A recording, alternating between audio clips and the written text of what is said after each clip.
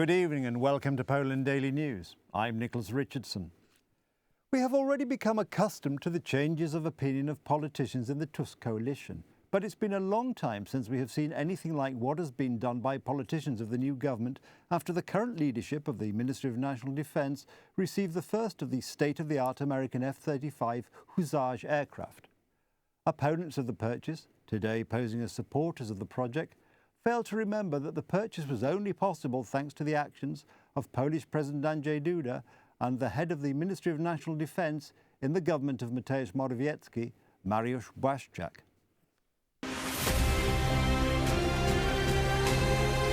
The first F-35 Hussar multi-role aircraft for the Polish Armed Forces has been unveiled in Fort Worth, Texas. This is a modern fifth-generation multi-role aircraft, difficult to detect, designed for air combat, for supporting ground forces and for electronic warfare. The pilot receives an integrated view of the battlefield. On the ground in Texas, in addition to the team from the Ministry of Defense, friendly media, artificial smoke and spotlights, it turned out that in the Tusk government today there are only supporters of the F-35 for Poland. The Polish-American alliance is, as always, solid. We are very proud that Poland and the Polish Armed Forces become part of the elite and join the great F-35 family. It is also very symbolic, especially today when we celebrate Aviation Day in Poland. The F-35 is the best fighter aircraft in the world, and we really need it. Minister Tomczyk doesn't seem to remember his words from the time when Mariusz Błaszczak, head of the Ministry of Defence at the time, signed the contract for 32 state-of-the-art American aircraft for Poland.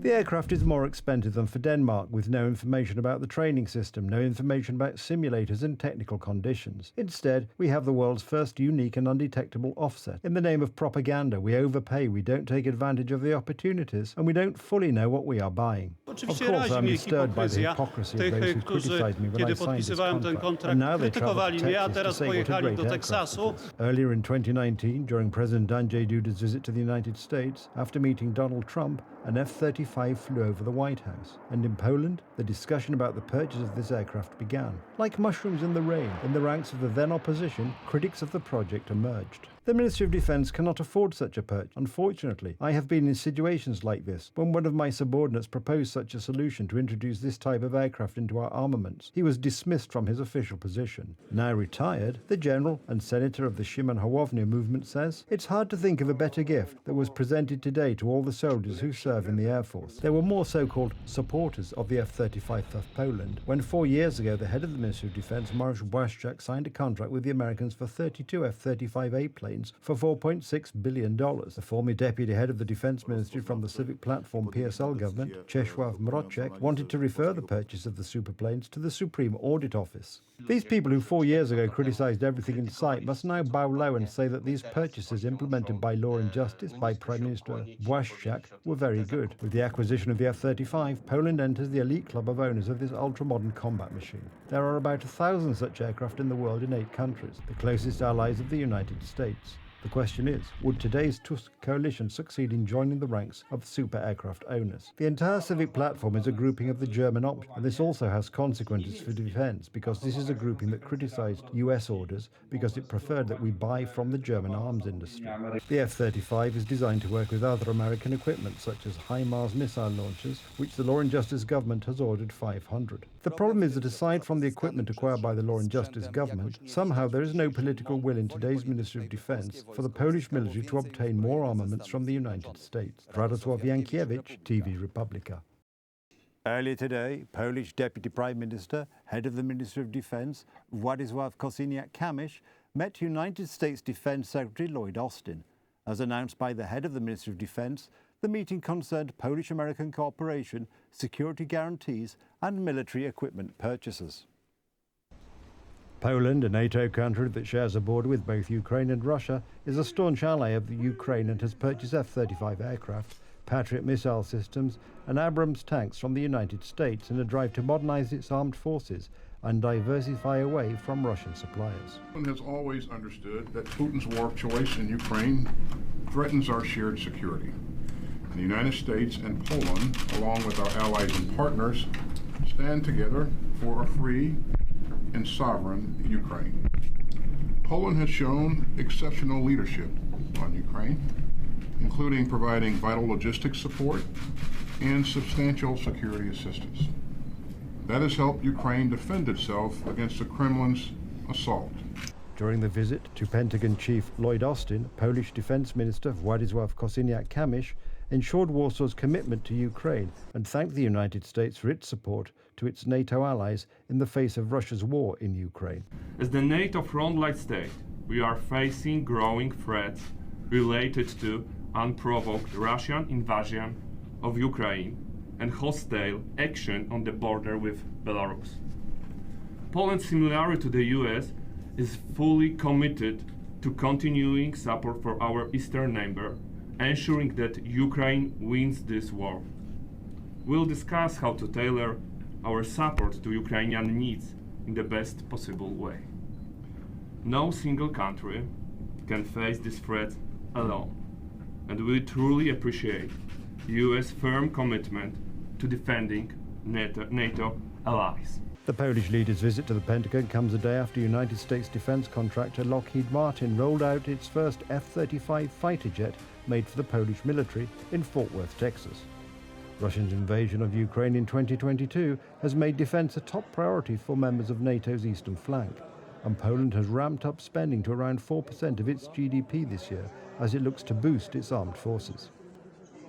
Poland's State Election Commission has rejected the financial report of the Law and Justice Committee and alleged irregularities in the political party's campaign financing to the tune of 3.6 million zloty. As a result, Law and Justice will have to return the disputed sum, 3.6 million zloty, to the state treasury. Those in power have been publicly arguing for weeks that such a decision is correct and have outdone themselves in searching for alleged irregularities. However, many members of the State Election Commission, as well as the chairman himself, have doubts about the correctness of such a decision. Why do such decisions violate the election code? The National Electoral Commission, on the basis of Article 144, paragraph 1.3, letters A and E of the Electoral Code, has decided to reject the financial report of the Law and Justice Electoral Committee. This is all so that the candidate of the 13th December coalition will win next year's presidential election, because this is what the decision of the Electoral Commission, this partisan Electoral Commission, amounts to. I would like to remind everyone that a lie has no legs. What happened to Law and Justice today will probably happen to Donald Tusk's regime in the future. Although Dariusz Joński talked about over 20 million zloty.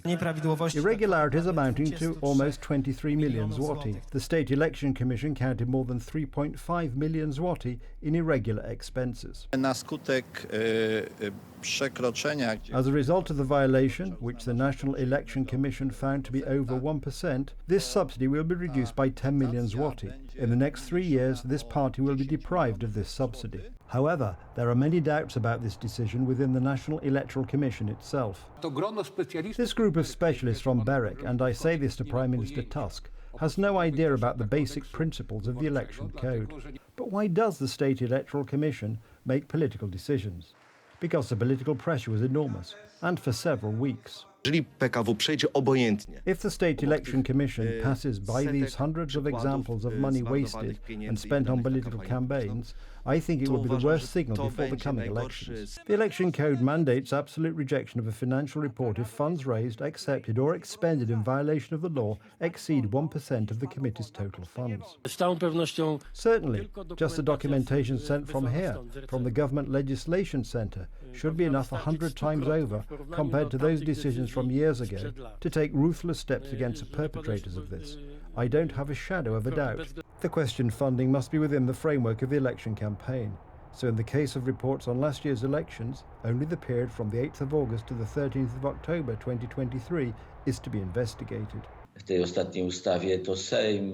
In this law, it is the Parliament, the ruling coalition has the majority, which, of course, with this external pressure, will cause this financial report to be rejected. The chairman had hoped until today that the members of the National Electoral Commission were aware that their decision would have a huge impact on the state of democracy in Poland. The National Electoral Commission, in accordance with the provisions of the Electoral Code, should review the financial report within 6 months from the date of its submission. This is stated in Article 144 of the Electoral Code. No doubts were raised within this time. Idealna byłaby sytuacja. Ideally, to paraphrase the name of the committee, it would be possible to resolve in accordance with the law, but also justly. However, there is also a possibility that there will be a just solution, but one that is unlawful or even unfair. And this prediction has come true, to the detriment of democracy. Edita Holdinska, TV Republika. At a political event hosted by Rafał Trzaskowski, Ukrainian Foreign Minister Dmytro Kuleba equated the Volhynia massacre with the Soviet-organized Operation Vistula. What's worse?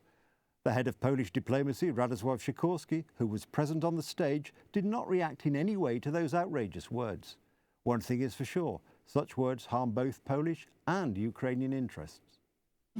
When asked about the exhumation of Poles murdered by the Ukrainian insurgent army, the head of the Ukrainian Foreign Office, Dmytro Kuleba, equated the Volhynia massacre with the communist-imposed Operation Vistula.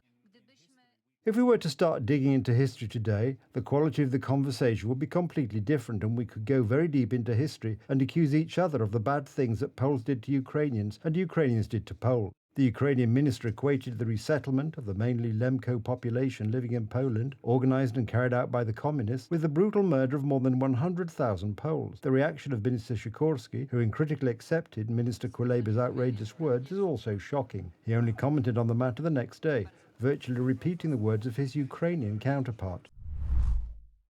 Over the course of several hundred years between neighbours, the account of wrongs never goes one.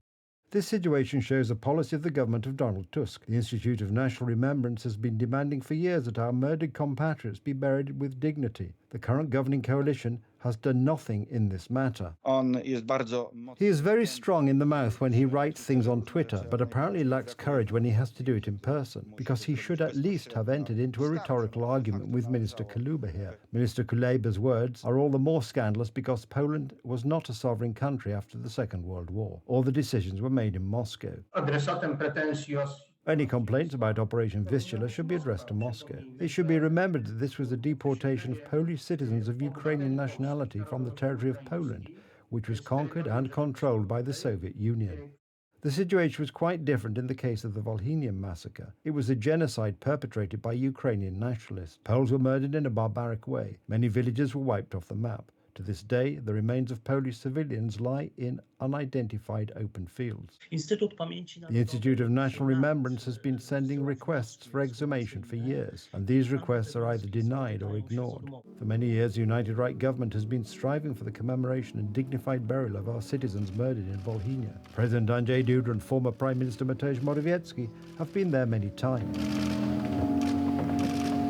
Ministers Sikorski and Kuleba are pursuing a policy of fighting against history. This is a direct implementation of Marian Turski's demand, which he also made a few days ago on Rafał Trzaskowski's campus.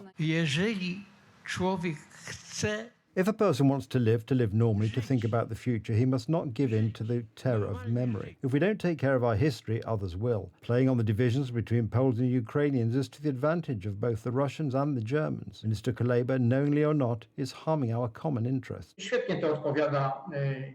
It suits German interests perfectly. It maintains a state of tension and deepens those areas where Poles and Ukrainians are at odds. All this is happening at a time of the criminal Russian invasion of Ukraine. Gdy 24 lutego 2022 roku When Russia attacked Ukraine on the 24th of February 2022, Poland literally threw itself into helping and became a model for the Western world. The last 2.5 years have clearly shown that Ukraine and Poland can only win against Russian imperialism, which threatens both of us, together. But our cooperation must be based on historical truth.